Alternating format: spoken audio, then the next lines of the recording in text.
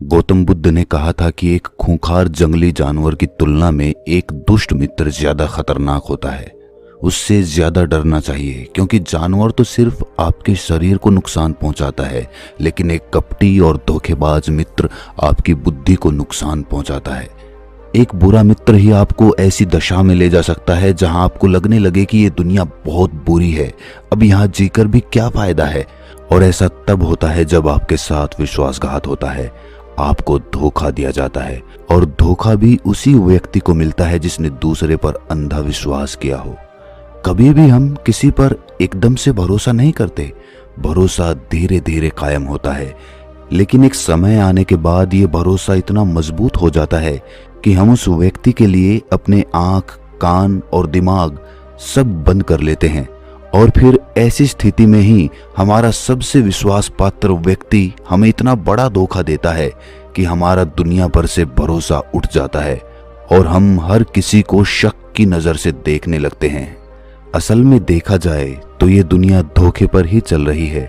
हम अपनी जिंदगी में कभी ना कभी, कहीं ना कहीं किसी ना किसी को धोखा देते रहते हैं और दूसरे लोग भी हमें धोखा दिए जा रहे हैं। दूसरे धोखा दे तो बात समझ भी आती है, लेकिन हम तो वर्षों से खुद को ही धोखा देते आ रहे हैं। हम स्वयं को ऐसी ऐसी बातें समझा देते हैं जिससे हमें सच्चाई का सामना ना करना पड़े और हम अपनी छोटी दुनिया में ही खोए रहें। धोखा या विश्वासघात दो धारी तलवार की तरह होता है। हमें लगता तो है कि हम सामने वाले को धोखा देकर उसे मूर्ख बना रहे हैं, लेकिन ये धोखे की तलवार जितनी गर्दन सामने वाले की काटती है, उतनी ही गर्दन हमारी भी काटती है। भक्तों, आज की इस बोध कहानी के माध्यम से हम जानेंगे कि हम खुद को धोखे या विश्वासघात से कैसे बचा सकते हैं। और इस कहानी के अंत में हम 10 निशानियों के बारे में जानेंगे जो एक धोखेबाज और झूठे व्यक्ति में पाई जाती है। एक युवा व्यक्ति बहुत ही क्रोधित अवस्था में पहाड़ी की चोटी से कूदकर आत्महत्या करने जा रहा था। जैसे ही वो पहाड़ी के शिखर पर पहुंचा, वो जोर से चिल्लाया, ये दुनिया इतनी बुरी क्यों है? यहाँ सब इतने स्वार्थी क्यों हैं? अब मेरे जीने का कोई फायदा नहीं।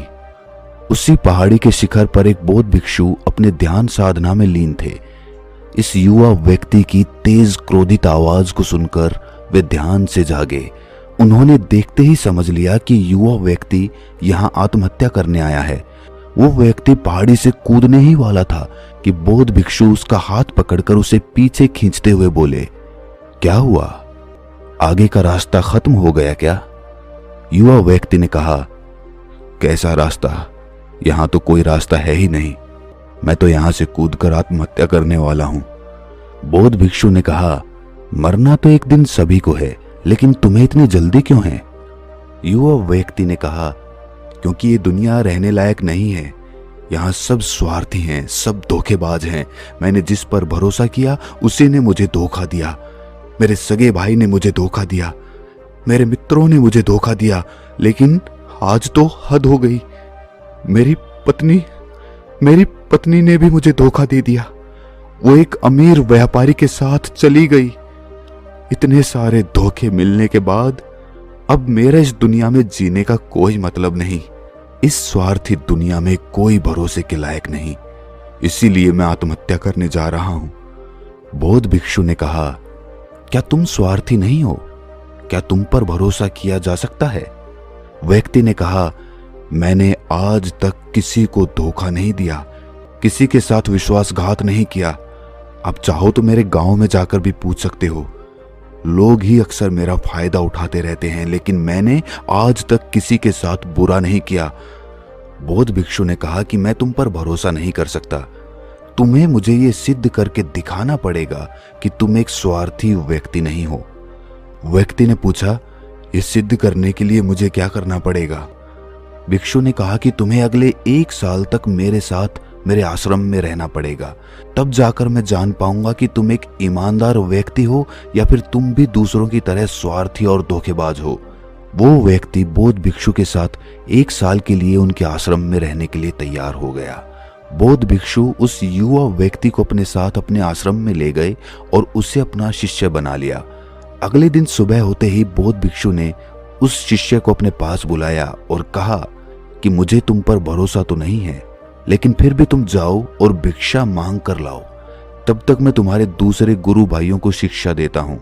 उस युवा शिष्य ने गुरु को प्रणाम किया और भिक्षा मांगने के लिए चल पड़ा। उसने आज से पहले कभी भी भिक्षा नहीं मांगी थी, इसीलिए उसे भिक्षा मांगने में बड़ी तकलीफ हो रही थी। उसके मुंह से भिक्षा के लिए शब्द नहीं निकल रहे थे। उसका अहंकार उसे भिक्षा मांगने से रोक रहा था, लेकिन उसके अंदर एक अहंकार और उमड़ रहा था, गुरु को गलत सिद्ध करने का अहंकार। इसीलिए उसने भिक्षा मांगी और उस भिक्षा को लेकर वापस गुरु के पास पहुंचा। उसके हाथ में भिक्षा देखकर गुरु ने कहा, तुम कुछ तो भरोसे के लायक हो। मुझे लगा था कि तुम भिक्षा नहीं मांग पाओगे, लेकिन तुमने मुझे गलत सिद्ध कर दिया। आओ मेरे साथ मेरी कुटिया में चलते हैं, वहां मैं तुम्हें कुछ दिखाना चाहता हूं। गुरु शिष्य को अपने साथ अपनी कुटिया में ले गए। वहां कुटिया में ऊपर एक मटकी लटक रही थी। गुरु ने मटकी की ओर इशारा करते हुए कहा, उस मटकी को देख रहे हो? उसमें जहर रखा हुआ है, और जहर भी ऐसा है कि अगर किसी को दे दो तो व्यक्ति बड़े आराम से मर सकता है और किसी को पता भी नहीं चलेगा कि उसकी मौत कैसे हुई। युवा शिष्य ने कहा, लेकिन गुरुदेव, आप ये सब मुझे क्यों बता रहे हैं? बौद्ध भिक्षु ने कहा कि मैं बस तुम्हें सावधान कर रहा हूं कि कभी इसे गलती से खा मत लेना। कुछ दिनों बाद गुरु अपने शिष्यों के साथ एक जंगल से गुजर रहे थे। तभी कुछ जंगली लुटेरों ने अचानक उन पर हमला कर दिया। सभी शिष्य अपनी अपनी जान बचाकर इधर उधर भागने लगे, लेकिन ज्यादा उम्र होने की वजह से गुरु भाग नहीं पा रहे थे। ये बात उस युवा शिष्य ने अनुभव की और वो बहादुरी का प्रदर्शन करते हुए अपने गुरु को डाकुओं से बचाकर आश्रम तक सुरक्षित ले आया। आश्रम पहुंचकर गुरु ने उस शिष्य की सभी के सामने बहुत प्रशंसा की और कहा कि तुम सभी लोगों से अच्छा तो मेरा ये नया शिष्य है, जिसने अपनी जान पर खेलकर मेरी जान बचाई और मुझे सुरक्षित यहाँ तक ले आया। आज से मुझे इस पर पूरा भरोसा है। उस दिन के बाद से हर सुबह जब भी गुरु उससे मिलते तो उससे एक बात जरूर कहते, मुझे तुम पर पूरा भरोसा है। धीरे धीरे गुरु का उस शिष्य पर भरोसा बढ़ता चला गया और वो इतना बढ़ गया कि गुरु ने एक दिन शिष्य को अपने पास बुलाया और कहा, मेरा कोई पुत्र नहीं है, लेकिन तुम मेरे पुत्र जैसे ही हो। अब मेरी उम्र हो चुकी है, मैं बूढ़ा हो गया हूँ, इसीलिए मैं चाहता हूँ कि मेरी मृत्यु के बाद इस आश्रम की बागडोर तुम अपने हाथों में ले लो। शिष्य ने कहा कि गुरुदेव, अगर आपकी यही इच्छा है तो मैं आपकी खुशी के लिए ये जिम्मेदारी भी उठाऊंगा। इतना कहकर शिष्य वहां से चला गया। कुछ दिनों बाद गुरु बीमार पड़ गए तो उन्होंने आश्रम के सभी शिष्यों को बुलाकर ये घोषणा कर दी कि मेरे बाद इस आश्रम का संचालन ये युवा शिष्य करेगा। धीरे धीरे दिन बीतने लगे और उस युवा शिष्य के मन की बेचैनी बढ़ने लगी। वो जल्द से जल्द आश्रम को अपने कब्जे में लेना चाहता था। वो हर सुबह गुरु के पास जाकर यही देखता कि गुरु के स्वास्थ्य में कोई प्रभाव पड़ा है या नहीं, लेकिन गुरु का स्वास्थ्य तो दिन प्रतिदिन अच्छा होता जा रहा था। अब तो उसके सब्र का बांध भी टूटने लगा। उसकी तो नींद उड़ गई। वो हर समय यही सोचता रहता कि कैसे गुरु को रास्ते से हटाया जाए और किसी को पता भी ना चले। कभी वो सोचता कि गुरु को नदी में धक्का दे देता हूँ, लेकिन अगले ही पल उसे ख्याल आता कि गुरु तो अच्छे तैराक हैं, वो तैर कर बाहर आ जाएंगे। फिर कभी सोचता कि गुरु को गला दबाकर मार देता हूँ। सब जानते हैं कि मैं गुरु का भरोसेमंद हूँ, इसीलिए मुझ पर किसी को शक भी नहीं होगा। लेकिन फिर वो सोचता कि अगर थोड़ी सी भी चूक हुई तो इससे बात बिगड़ भी सकती है। उसने सोचा कि मुझे कोई ऐसा तरीका ढूंढना होगा जिसमें गुरु की मौत भी हो जाए और सभी को यही लगे कि ये एक स्वाभाविक मृत्यु थी और भगवान को यही मंजूर था। एक दिन वो युवा शिष्य गुरु के पास उनकी कुटिया में बैठा हुआ था। तभी उसकी नजर ऊपर लटक रही मटकी पर पड़ी। उसे याद आया कि गुरु ने कहा था कि इसमें जहर है और जहर भी ऐसा है जिसका किसी को पता नहीं चलता। उसने सोचा कि यही सही रहेगा, ये जहर गुरु को दे देता हूँ और किसी को पता भी नहीं चलेगा कि उनकी मृत्यु कैसे हुई। फिर पूरे आश्रम पर सिर्फ मेरा नियंत्रण होगा।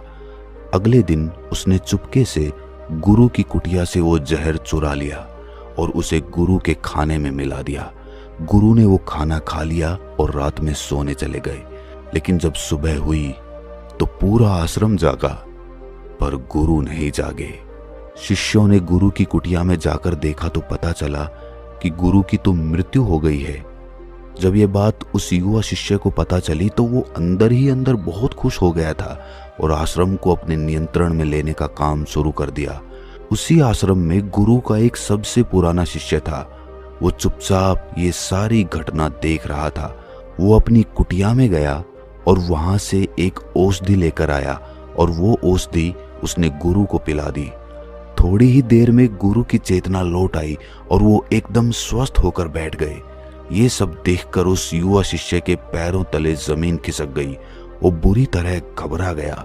गुरु ने बाकी के सभी शिष्यों को अपने अपने कामों में वापस भेज दिया और उस युवा शिष्य को अपने पास बुलाकर कहा, क्या तुम अभी भी विश्वास के लायक हो? क्या तुमने मुझे धोखा नहीं दिया? क्या तुम स्वार्थी नहीं हो? वो शिष्य गुरु के चरणों में गिर पड़ा और बोला, पता नहीं ये अपराध मुझसे कैसे हो गया। आज से पहले तो कभी किसी को धोखा नहीं दिया था। लोग ही मुझे धोखा देते आए हैं, लेकिन पता नहीं क्यों और कैसे मैंने आज आपको धोखा दे दिया। गुरु ने कहा कि तुम मुझे धोखा दे ही नहीं सकते थे, क्योंकि मैंने तुम पर कभी भरोसा किया ही नहीं था। मैं किसी भी इंसान पर भरोसा नहीं करता। मैं केवल उसी पर भरोसा करता हूँ जो अपनी आंखों से देखता हूँ और अपने कानों से सुनता हूँ। मुझे तुम्हारे अंदर लालच दिखाई दे रहा था और ये लालच भी मैंने ही तुम्हें जानबूझ कर दिया था, क्योंकि कोई भी व्यक्ति केवल 3 कारणों से ही किसी के साथ विश्वासघात करता है।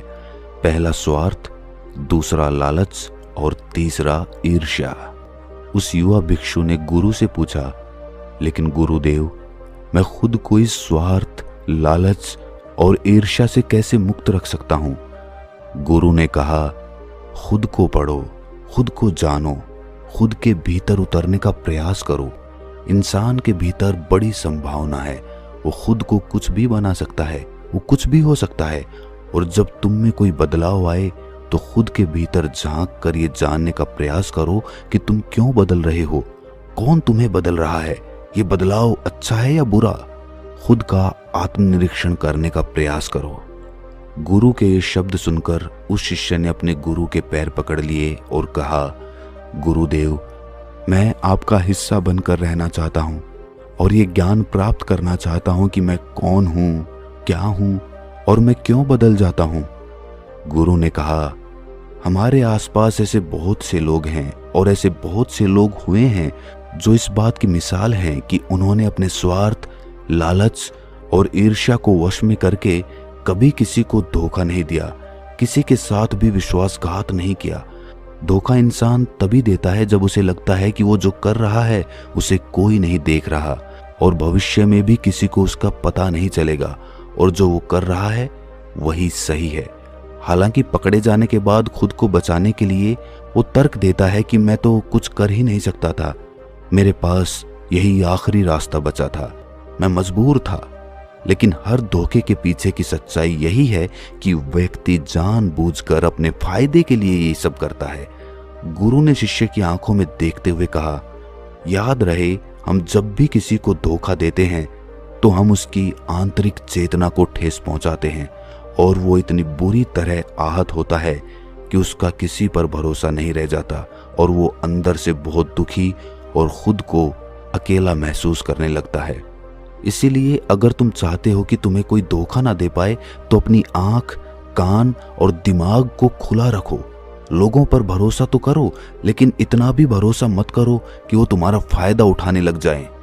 हमेशा अपने सबसे महत्वपूर्ण कामों का नियंत्रण अपने हाथों में रखो और कभी भी अपने जीवन की बागडोर किसी दूसरे के हाथों में मत दो। और बीच बीच में खुद की जांच पड़ताल करते रहो कि जिस धोखे से तुम बचना चाहते हो, कहीं वैसा धोखा तुम किसी दूसरे के साथ तो नहीं कर रहे हो। और अगर फिर भी तुम्हें कोई धोखा दे, तुम निराश मत होना, क्योंकि हर एक धोखा इंसान को कुछ ना कुछ सिखाकर ही जाता है। धोखा खाने के बाद इंसान पहले से भी कहीं ज्यादा सतर्क और समझदार हो जाता है। इसीलिए सिर्फ एक धोखे की वजह से खुद की जिंदगी को बर्बाद मत करो और इसे एक सीख समझकर आगे बढ़ जाओ। गुरु ने कहा कि एक धोखेबाज और एक चालाक इंसान की 10 निशानियां हैं जो तुम्हें धोखा दे सकता है, तुम्हारे मन की शांति तक छीन सकता है और तुम्हें निराशा के गहरे सागर में डुबाकर तुम्हारी जिंदगी तक खत्म कर सकता है। पहली निशानी, जो इंसान धोखेबाज होगा, झूठा होगा, वो तुमसे सब कुछ छिपाएगा। तुम्हें उसके बारे में दूसरे लोगों से पता चलेगा और जब तुम पूछोगे तो बोल देगा कि बताना ही भूल गया। उसके साथ बहुत लंबा वक्त बिताने के बाद भी तुम्हें उसके बारे में कुछ खास पता नहीं होगा कि वो तुम्हारे बारे में क्या सोचता है, उसके जीवन में क्या चल रहा है। तुम हमेशा उसके बारे में दुविधा में ही रहोगे क्योंकि वो तुमसे हर एक बात छिपाएगा, क्योंकि वो एक सच्चा इंसान है ही नहीं। एक सच्चे इंसान को अपने बारे में बताने में कोई परेशानी नहीं होती, वो लगभग हर एक बात तुम्हारे साथ साझा कर लेता है। लेकिन जो धोखेबाज होगा वो बड़ी सावधानी से चलता है। तो ये बात हमें गौर करनी चाहिए कि जिस इंसान के साथ हम रिश्ते में हैं, जिसे हम अपनी पूरी जिंदगी सौंपने वाले हैं, जिसके साथ हम प्रेम का, विश्वास का सौदा करने वाले हैं, क्या वो अपनी पूरी जिंदगी हमारे साथ एक खुली किताब की तरह साझा करता है या नहीं? या वो हमसे चीजें छुपाता है? अगर वो छुपाता है तो वो इंसान एक बहुत बड़ा धोखेबाज है। दूसरी निशानी, जो इंसान धोखेबाज होता है और जिसका हमसे सच्चा प्रेम नहीं होता, उसे हमारी परवाह कभी नहीं होती। हम चाहे उसकी कितनी परवाह कर लें, कुछ भी कर लें उसके लिए, लेकिन उसे जरा भी परवाह नहीं होगी। और ऐसा एक बार नहीं, बार बार देखने को मिलेगा। लेकिन हम इसे देखकर भी अनदेखा कर देते हैं। ये हमारी गलती है। हम अपने मोह के चलते सच आंखों के सामने होते हुए भी उसे देख नहीं पाते। ये हमारी कमी है। अगर हम थोड़ा होशपूर्वक देखने का प्रयास करें तो हमें पता चलेगा कि उसे हमारी कोई परवाह है ही नहीं। तीसरी निशानी, जो इंसान धोखेबाज होता है, जो बहुत बड़ा झूठा होता है, उसकी खुद की बातें खुद से ही मेल नहीं खाती। उसकी जुबान बार बार बदलती रहती है। वो अपनी बातों पर खरा नहीं उतरता, लेकिन हम उसकी झूठी बातों में फंस जाते हैं, इसीलिए हम उसे पहचान नहीं पाते। चौथी निशानी, एक धोखेबाज व्यक्ति हमारे सामने तो हमारी चापलूसी और झूठी प्रशंसा करेगा, लेकिन वो कभी भी हमारी पीठ पीछे या दूसरों से हमारी प्रशंसा नहीं करेगा। हम चाहे उसके लिए मर ही क्यों ना जाएं, लेकिन वो कभी भी हमारी प्रशंसा नहीं करेगा और हमें उतनी अहमियत कभी नहीं देगा जितनी हम उसे अपनी जिंदगी में देते हैं, क्योंकि वो एक दिन हमें धोखा देने वाला है। तो हमें बहुत बड़ा धोखा मिले, इससे अच्छा है कि हम पहले ही सावधान हो जाएं। पांचवी निशानी, वो क्या कहते हैं उस पर ध्यान मत दो, बल्कि वो तुम्हारे साथ क्या करते हैं उस पर ध्यान दो, क्योंकि बातें कहना बड़ा आसान होता है लेकिन करना बड़ा मुश्किल होता है। पर अधिकतर लोग इन्हीं बातों में आकर फंस जाते हैं। इसीलिए चाहे वो तुमसे कितनी बातें करे, कितने ही वादे करे, लेकिन जब तक वो उन्हें करके ना दिखाए, भरोसा मत करना। छठी निशानी, जो अक्सर प्रेम संबंधों में देखने को मिलती है कि एक धोखेबाज व्यक्ति अपने से प्रेम करने वाले को ऐसे लेता है कि सामने वाला हमेशा उसके लिए उपलब्ध रहने वाला है, वो कहीं नहीं जाने वाला, यहीं पड़ा रहेगा। इसीलिए ना वो उसको इज्जत देता है और ना ही उसका सम्मान करता है। और अगर उनसे सम्मान की भीख मांगी जाए तो वो बेइज्जती करता है। अगर किसी रिश्ते में किसी के सामने गिड़गिड़ाना पड़े, भीख मांगनी पड़े कि मुझे अपना समय दो, मुझसे बातें करो, तो इससे घटिया रिश्ता और कोई हो ही नहीं सकता। जिसको तुमसे सच्चा प्रेम होगा वो खुद चाहेगा कि उसका ज्यादातर समय तुम्हारे साथ बीते। जिससे तुम्हें समय की भीख मांगनी पड़े, समझ जाओ कि उसके अंदर तुम्हारे लिए कोई प्रेम नहीं है।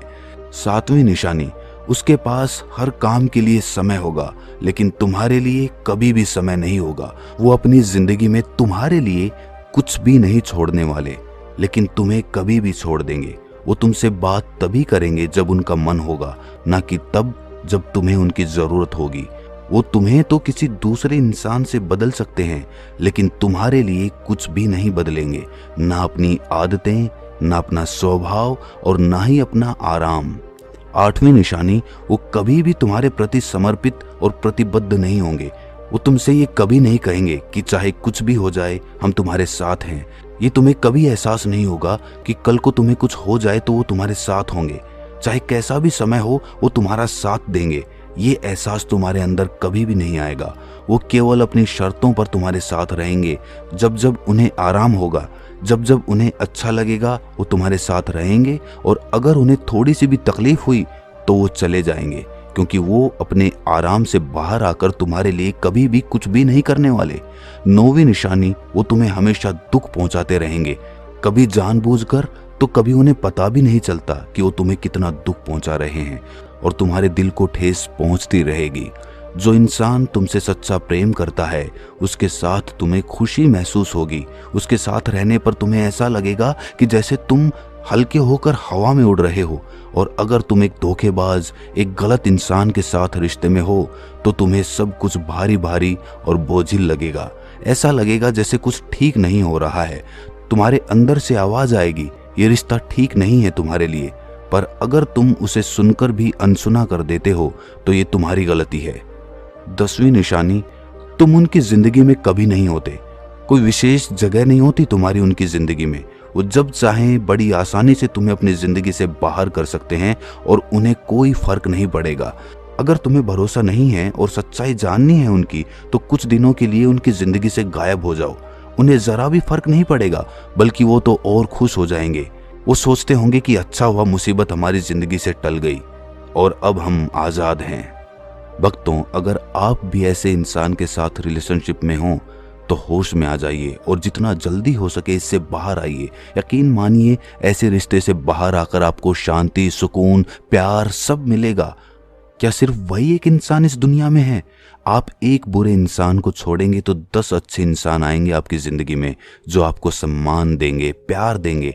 पर जब तक आप ऐसे झूठे इंसान के साथ जुड़े रहेंगे, आपको दूसरे अच्छे इंसान दिखाई तक नहीं देंगे।